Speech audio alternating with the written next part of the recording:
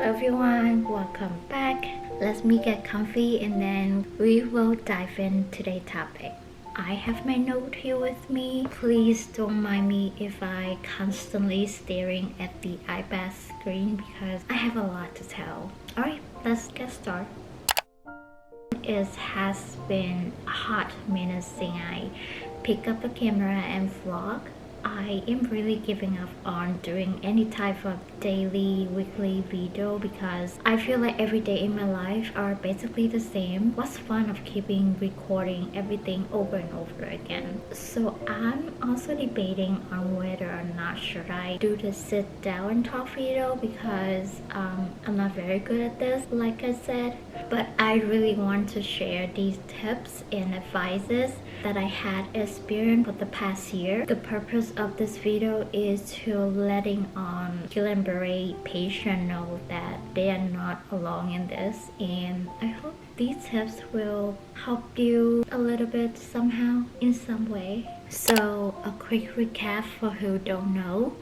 I was diagnosed with Guillain-Barré, short for GBS, Millie Fisher variant in 2023. It hits me from head to toe. My very first symptom was that I woke up one day and I couldn't open my right eye. We came to the ER thinking I just need some medication for my eyes and then they would send me home after. We didn't really know what we were dealing with and we didn't expect how serious it was. After 48 hours, I was completely paralyzed and thankfully the doctor were able to intubate me at the moment that my lungs shut down. I was only able to move my left and right foot, and that's how my husband came up with the idea on how we communicate. He would read the whole alphabet. I would move my right for yes and left for no. And that was how we communicate for months in January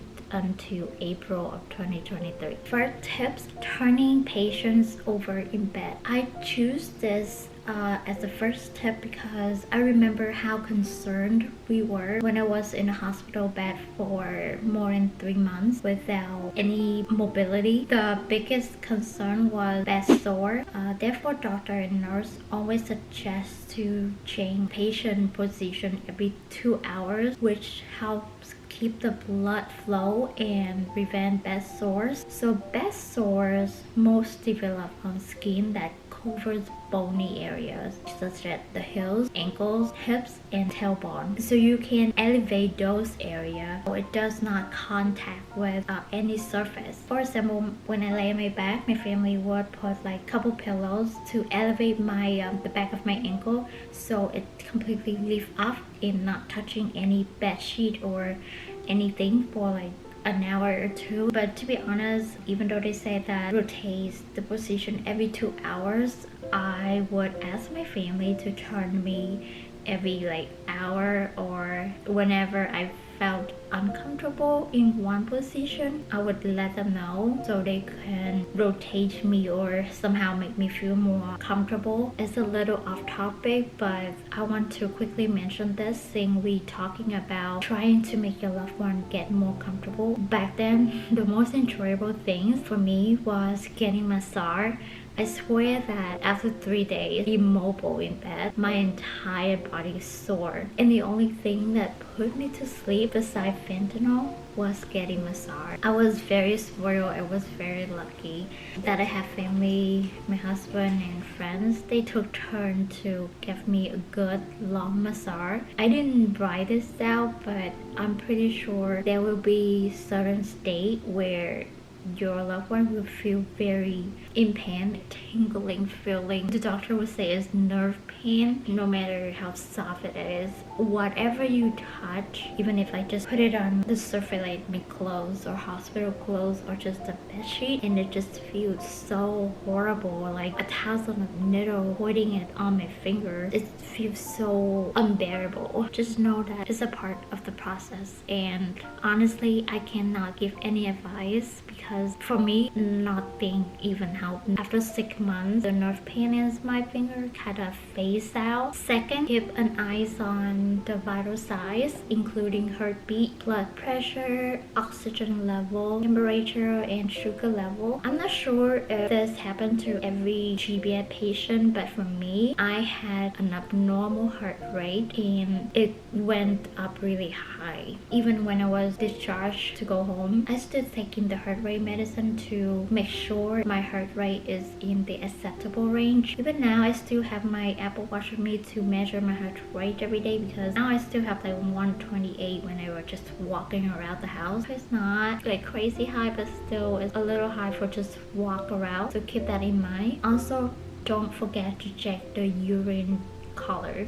If you see a dark or foggy or unclear, it could be because your loved one are dehydrated or they are having infection.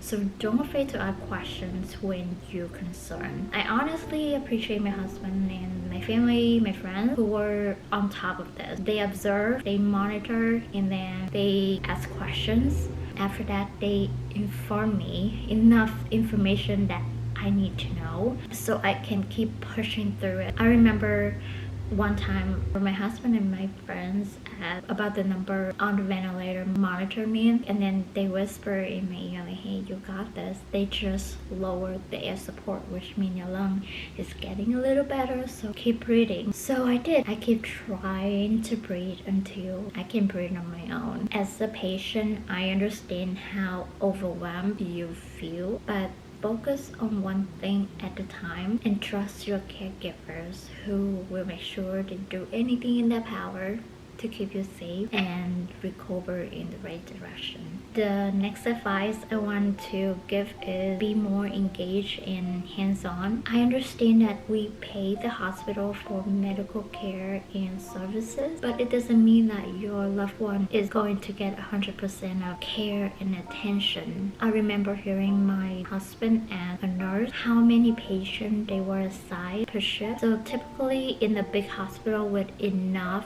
staff, one nurse in the ICU would take care of 2 to 3 patients. Max is 3 patients. And in the PCU, one nurse would take care of 3 to 4. In some hospitals, they have to take care of up to 5 patients. Imagine how much they want to give your loved one the best care they want, but in reality, they can't because the demand is higher than the supply. I still remember the very first couple of weeks that I was in the ICU. It was nice to have the immediate response from the medical care. However, when I was transferred to the PCU, I had to wait a good long 10 to 20 minutes, sometimes 30 minutes, just to have someone to help me to change pad or give me suction. From that moment, my family started learning how to do everything, so when I need help, they can help me right away without waiting for a long time. So my advice is getting more engaged and be more hands-on when you can. Some people might say that, so what the point of having a nurse when you do the task they should be doing? From my experience, there are a lot of people who don't have their family by their bedside. Those patients are not only fighting for their life alone without anyone's support. So why do we have to be fair and square in this situation? If they need a nurse to help them, at the same time I also need a nurse to help me, but I have my family right there who can help me with simple things. Would it be nicer that the patient get the help she or he needs? Of course, with the medical task that my family cannot do, they would wait for help, but the tasks like changing pad, rotating my position, or even my husband learned to suction me because I need it constantly. In addition, you will do it better than anyone because you truly care and love your loved one, so you will take time and be more gentle than a lot of nurses. I didn't say this applies to every nurses, but there were a few of them I met during my time in the hospital, and they were rough AF. I can never forget, there was one time when they changed me, the way they roll me left and right, like they tossed me on over and back. On those days, my lung was full of liquid. Maybe it's not that rough for them, but it was for me, to the point that I passed out while they changing me. And I couldn't speak back then, and my husband really thought that I fell asleep. Seeing that moment, my husband always keep an eye on that. I was still very new, just coupled with GBS, and I was still on IGIV treatment, so I was completely paralyzed and all my muscle were basically not responding. On top of that, I was super sensitive with pain,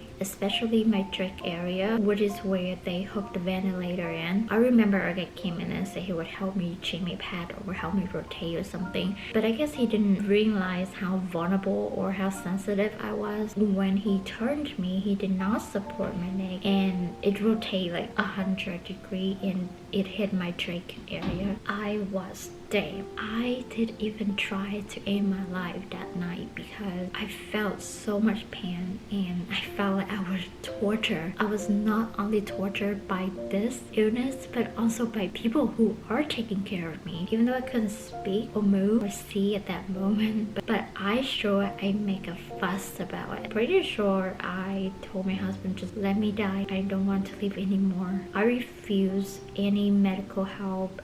I didn't let anyone to touch me. Long story short, no one knows your love better than you, and no one would love and care for them more than you. So help them if you can. For the next advice, I would say physical therapy and occupational therapies is a must in this recovery process. I cannot speak for other spinal cord injury or stroke patient, but if you are having GBS, I highly suggest you to keep working with your PT and OTs. Even though you can't move, you can't do anything, but let them help you. I was very lucky to meet very good PT and OT during my journey, especially when I was in the long-term care facility. My PT and OT worked together for 2 hours to transfer me from bed to a compiler for 2 hours, just to let me in the compiler for 10-15 minutes and then transfer me back to bed. But the more you do it, the better. I was able to get out of bed, which helped a whole bunch to avoid bed sore. They also test my movement, my muscle, and give me appropriate exercise that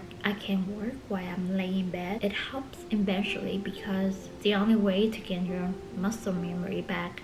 I know you're tired and I know you're exhausted, and I know it takes forever for a tiny muscle to remember what it used to be able to do, but I guarantee it's worth it. And I can't express how much I appreciate each and every PT and OT I met, and not to mention my husband, who encouraged me the best he can so I can push myself and my limit a little harder and harder every day for each session.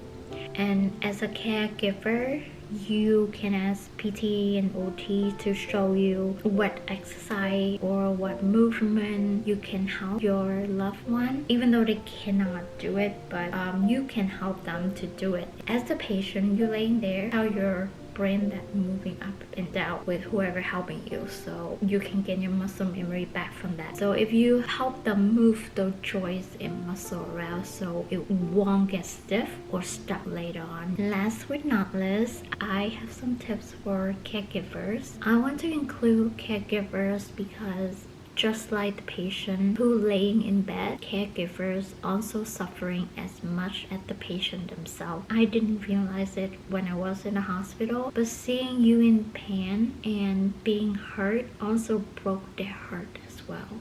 I saw my parents and my husband cry when I heard, and they didn't have a single night of rest because they would take turns to sleep for a couple hours so someone can be there right by my side. I'm very lucky that I have my parents and my husband always there for me when I was hospitalized. I almost never spent a single moment alone by myself. I would have at least one person next to me, and that meant a whole world. I could tell it was a lot for them. They were exhausted physically and mentally. So to all caregivers out there who are doing this, please give yourself a break.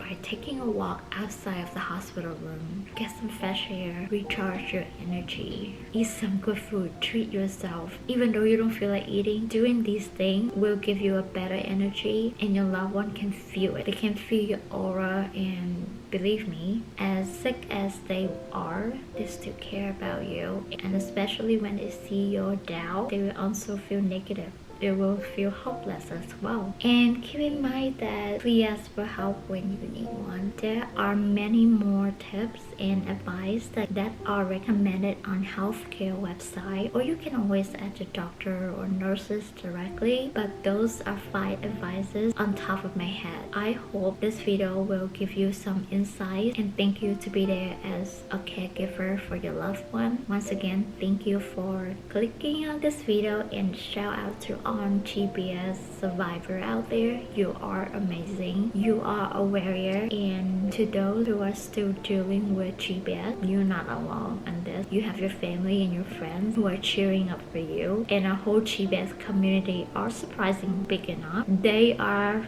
more than happy to tell you their story as an encouragement for you to keep pushing through. Thank you, and see you in the next video.